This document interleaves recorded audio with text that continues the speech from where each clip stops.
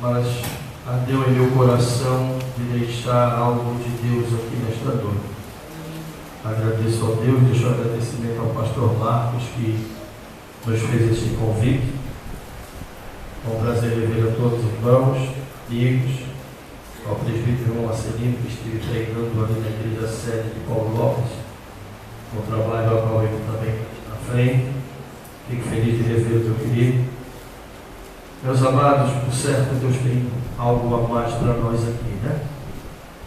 A palavra do Senhor nos diz assim: e disse, um certo homem tinha 2 filhos, e o mais moço dele disse ao pai: Pai, dá-me a parte da fazenda que me pertence. E ele repartiu por eles a fazenda. E, poucos dias depois, o filho mais moço, ajuntando tudo, partiu para uma terra longínqua e ali desperdiçou a sua fazenda, vivendo dissolutamente. E havendo gastado tudo, houve naquela terra uma grande fome e começou a padecer de necessidade. E chegou-se a um dos cidadãos daquela terra, o qual o mandou para o seu campo apacentar porcos, e desejava encher o seu estômago com as bolotas que os porcos comiam, e ninguém lhe dava nada.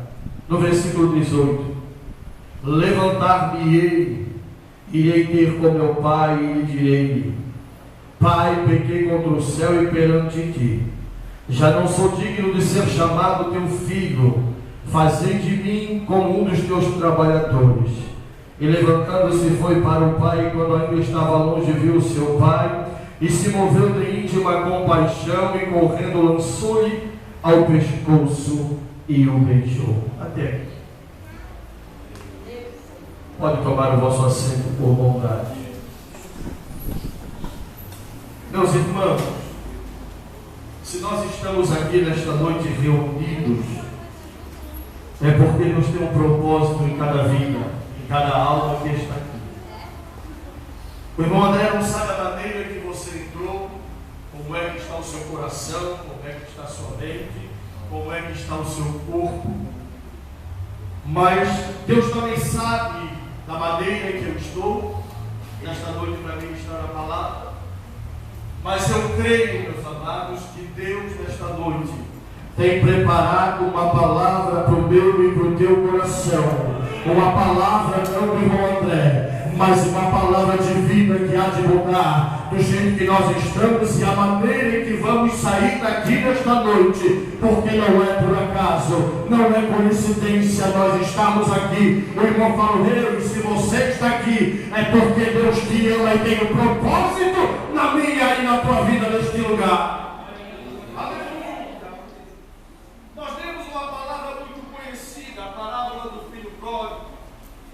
O irmão André, de todas as parábolas, é uma parábola que eu acho uma das mais lindas, a qual Jesus fez menção quando pregava em uma das suas pregações, a parábola do filho pródigo. A parábola do filho pródigo fala de um homem casado, é uma parábola, mas Jesus conta essa história, e eu vou conjecturar nesta palavra porque havia um homem que tinha 2 filhos. Se há 2 filhos, havia também uma esposa, havia uma família constituída, havia uma família completa, porque nós sabemos que uma família é completa quando nós nos casamos, irmão Alcides, nós olhamos para a nossa esposa, desejamos casa, desejamos carro, mas desejamos um presente maravilhoso, uma herança, algo, um presente de Deus que é um filho. E este pai, quem sabe, em algumas conversas com a sua esposa, antes de ter o primeiro filho, olhava, desejava, quem sabe falava-se de alguns nomes que poderiam ser colocados, se fosse menina ou se fosse menino. Mas a história conta que agora há 2 filhos, nasce o primeiro filho mais velho, e ali o pai começa a depositar sobre ele a sua esperança. Agora o pai já não vive mais para si, para a esposa, agora o pai começa a viver para o filho, porque todo pai e toda mãe, quando nasce seu primeiro filho, a sua visão humana, a sua visão de família, os seus projetos de vida começam a ser diferentes, porque há alguém novo, há um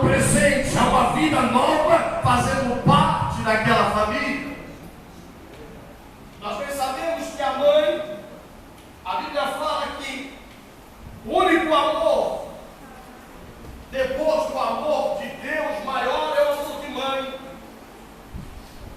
A mãe, quando está com o filho no ventre, todas as mães que estão aqui vão concordar comigo, pode até não ter visto o rosto do filho, pode até ter imaginado como vai ser o seu filho, mas não viu o rosto dele.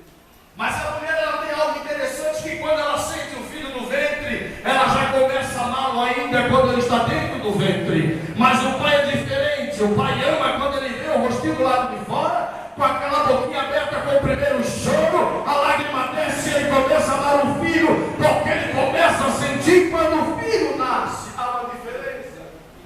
Agora nós vimos aqui que tem um pai que tem um filho mais moço, um filho mais velho.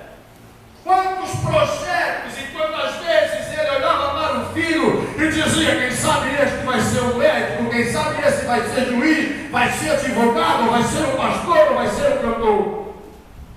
Mas quando tudo parecia bem, porque nós bem sabemos que na nossa vida em que nós vivemos, hoje, nós olhamos à nossa volta e as coisas parecem que estão tudo corretas. Às vezes nós até julgamos algumas coisas ou algumas pessoas porque nós achamos que isso nunca vai acontecer conosco, seja por motivo de saúde, ou seja numa decepção familiar, ou seja numa separação, ou seja no que for. Nós nunca queremos aceitar aquilo que vem de surpresa na nossa vida, porque nós sempre estamos preparados para receber aquilo que é bom, aquilo que é do bem. E este homem, quando ele pensava que tudo estava bem, ele tem uma notícia, ele é surpreendido pelo filho mais moço de uma maneira que eu creio que ele não esperava. Foi uma surpresa para ele. Pai, opa, dá-me a parte da fazenda, ou dá-me a parte da minha herança, pai. Pelo costume dos judeus, ele poderia dar a herança se ele quisesse dar, não era obrigação dele, a não ser que ele morresse, o filho receberia a parte da herança. O filho mais velho tinha direito a uma parte maior desta herança, mas o filho mais moço não tinha o direito de pegar a herança. Então pede, pai, me dá. E quem sabe o pai nem sabia qual era o desejo do filho, porque a Bíblia diz que ele recebe a herança e dias depois ele vai embora. O pai pega a herança e dá para o filho. Quando fala aqui de dar herança, da parte da fazenda, dá em dinheiro, porque ele não poderia levar a parte da terra. Mas o interessante é que se nós pararmos para pensar, a Bíblia diz, a história diz que ele tinha pão na mesa para comer. Ele tinha do melhor na mesa para comer, ele não tinha daquilo que sobrava, daquilo que sobejava. Ele comia de um alimento bom, ele tinha uma família constituída, ele bebia dos melhores vinhos, quem sabe das melhores bebidas. Ele comia do melhor pão, da melhor carne. Ele sentava à mesa e tinha uma mesa farta para comer. Agora o que leva um filho a parar diante do pai na hora errada, fora do momento, e dizer: pai, me dá parte da herança porque eu quero ir embora, eu vou partir, papai. Quem sabe o pai para e começa a se perguntar: será que eu errei? Será que eu fiz alguma coisa errada que meu filho foi embora de casa? Quem sabe nessa noite você já se perguntou e perguntou a Deus: Deus, eu oro, eu jejuo, pai, eu consagro a minha vida, eu ensinei o meu filho, eu ensinei a minha filha, e hoje ele está lá fora, não está nos teus caminhos, mas eu tenho uma notícia para você: continua orando, continua acreditando, porque no tempo certo o milagre há de chegar. O pai não esperava, irmãos. Está tudo bem, como é que o meu filho vai embora? O maior motivo, o irmão André, se você for ler no rodapé da minha Bíblia, você vai confirmar isso, de o filho ter ido embora, foi a má convivência com o irmão mais velho. No final da mensagem eu explico o porquê. Ele tinha tudo, ele não tinha motivo. E para mim o segundo motivo maior foi a curiosidade de conhecer aquilo que tinha lá fora. E é isso, irmão André. Pastor Marco, quando me ligou, eu disse: André, não leva nada para casa, prega, eu estou te dando a minha bênção para pregar e deixar tudo que Deus te der. Se dentro da casa não houver um bom convívio, se dentro da casa não houver amor, irmãos, filhos, a esperança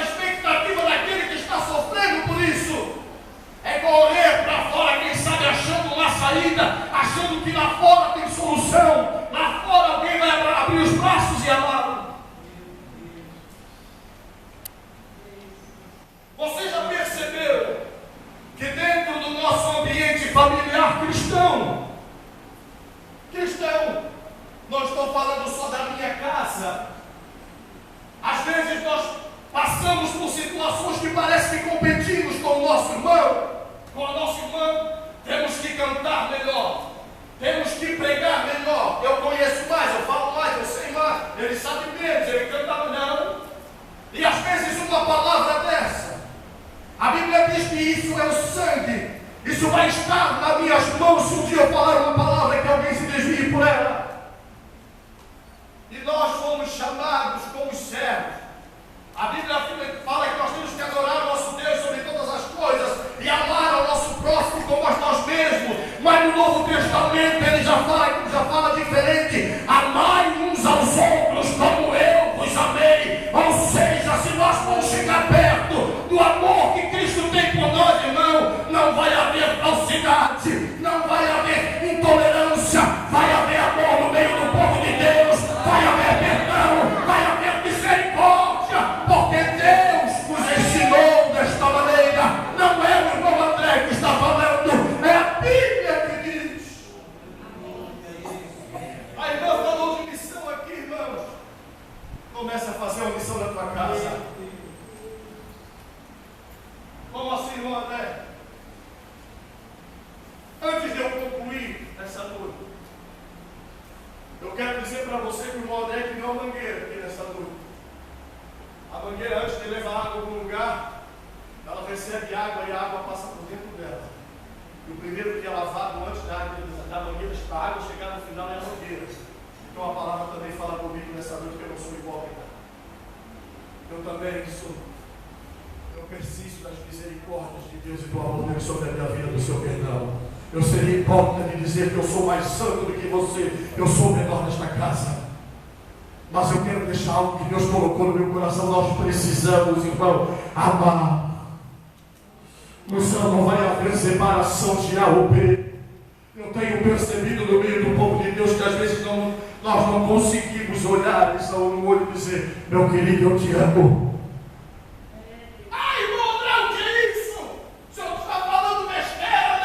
Hipocrisia não é verdade. No céu não vai haver separação. Nós temos que poder olhar para o olho do nosso irmão e dizer de coração, não da boca para fora: ei, eu te amo, meu querido, de todo o meu coração, porque eu quero morar contigo no céu. Nós somos filhos do mesmo Deus.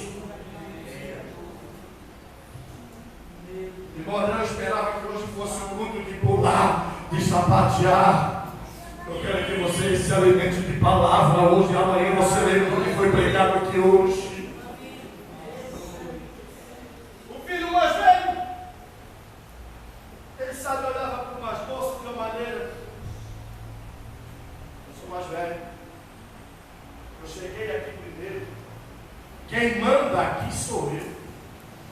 Quem disse, Roberto? Quem ele pensa que ele vai me jogar para o lado? Não, querido. Quando vem alguém, vem para somar, não para diminuir. Que uma ele, irmão, tu tem vontade de me louvar? Vamos louvar junto, vamos ensaiar junto, irmão. Tu tem vontade de orar? Vamos orar junto. Tu quer ser obreiro? Vamos lá em casa, vamos estudar a Bíblia, vamos buscar mais a Deus. Eu vou ser hipócrita, eu vou estar perdendo meu tempo aqui, porque o maior dom que Deus nos deu depois da salvação é o amor. Sem amor eu posso profetizar, eu posso falar em todas as línguas deste mundo, eu posso ser o maior juiz desta terra, eu posso ter o melhor carro e a melhor casa. Se eu não tiver amor no coração, não tem morada no céu para mim. Se eu não puder amar o meu próximo como ele amou, se eu não puder olhar no olho dele e dizer te amo, não tem lugar no céu para mim. Eu posso ser rei nessa terra, mas lá naquele lugar que ele foi preparar para mim e para você, não posso subir. Como assim, irmão? O mais moço olha para o pai e pede: pai, que dá para fazer. Quem sabe o pai não teve nem a oportunidade de perguntar a ele por quê. E às vezes um dos motivos, irmão, de o filho ir embora, seja na igreja, seja lá na tua casa, é a nossa convivência de pai, filho, esposa. Porque às vezes dentro da igreja, meu querido, com a gravata no pescoço, o paletó nas costas, nós somos os mais crentes. Tem uma história que o menino diz: pastor, posso morar na igreja, porque meu pai na igreja é um santo, lá em casa é um Deus que me livre, se eu contar para o senhor chora. Porque nós precisamos, nós temos a obrigação. A Bíblia nos ensina que o homem na casa é o sacerdote. Ele tem que conduzir a família, ele tem que ensinar a família, ensinar os filhos, amar a mulher, amar os filhos, cumprir com as suas responsabilidades de pai, de marido, de um cabeça da família. Mas às vezes nós nos preocupamos demais com o ministério, ou se preocupamos demais com o emprego, ou nos preocupamos demais em cuidar da vida dos outros e não estamos cuidando da nossa casa. É pensável, irmão André, um dia eu perguntei para Deus: Deus, o porquê? Me dá a palavra de avivamento, que o povo possa pular e cair na glória, não tem jeito. Eu não estou aqui condenando ninguém, irmãos. O que eu estou falando, eu estou me baseando na Bíblia. Não estou baseando no que me disseram. Eu não vim de casa com um discurso preparado para poder pregar aqui nessa noite, não. Olha a minha Bíblia e veja se tem. Só que nós precisamos, irmão, nós temos que olhar um para os outros, Moisés. Nós somos uma família e fomos chamados para fazer diferença. As pessoas têm que entrar dentro desta casa e olhar que aqui é uma igreja unida, uma igreja que ama o próximo como a si mesmo, a igreja que está aqui representando Deus nesta terra. Ela tem que ter amor do coração para si e para retribuir com os outros. É alguém que não consegue olhar para si, se aceitar e dizer: é tudo errado comigo, eu não gosto do meu corpo, eu não gosto do meu jeito de andar, do meu jeito de falar. A Bíblia diz: ama o teu próximo como a ti mesmo. Se você não se ama, não vai amar o próximo. Se aceite, diga: Deus, eu me amo, mas eu me amo para amar o próximo da maneira que eu me amo, ou seja, sem fazer acepção, somos iguais.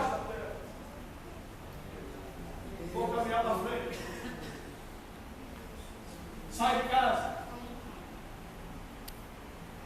dinheiro no bolso.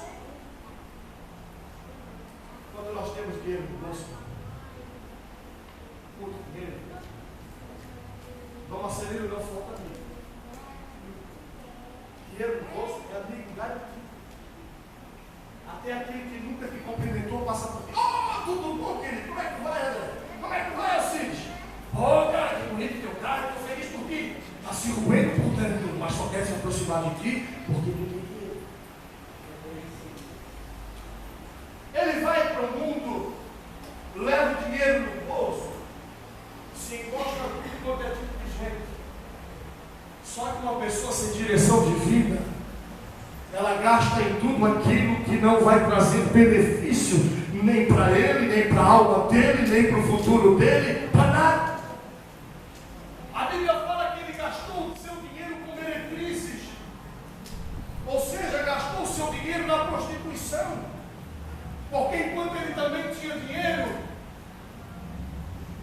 ele não se importava, porque às vezes Deus nos dá oportunidades, irmãos, de nós fazermos algo para Deus e nós nunca fizemos.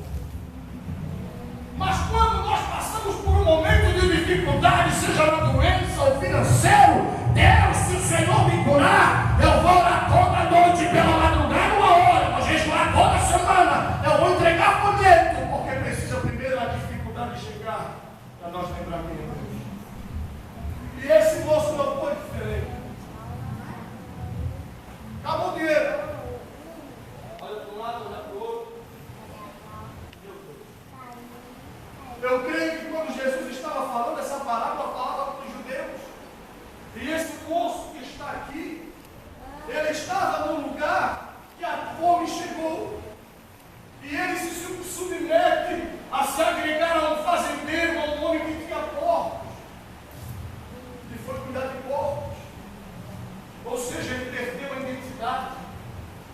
Ele, quando saiu da casa do seu pai, ele tinha identidade. Aquele ali é o fulano, filho de tal, filho do senhor tal, filho daquele fazendeiro tal. Agora, quando acabou o dinheiro e foi trabalhar com porcos, esse aí é um escravo, esse aí é o servo que abateu aqui morto na fome. Eu coloquei para trabalhar.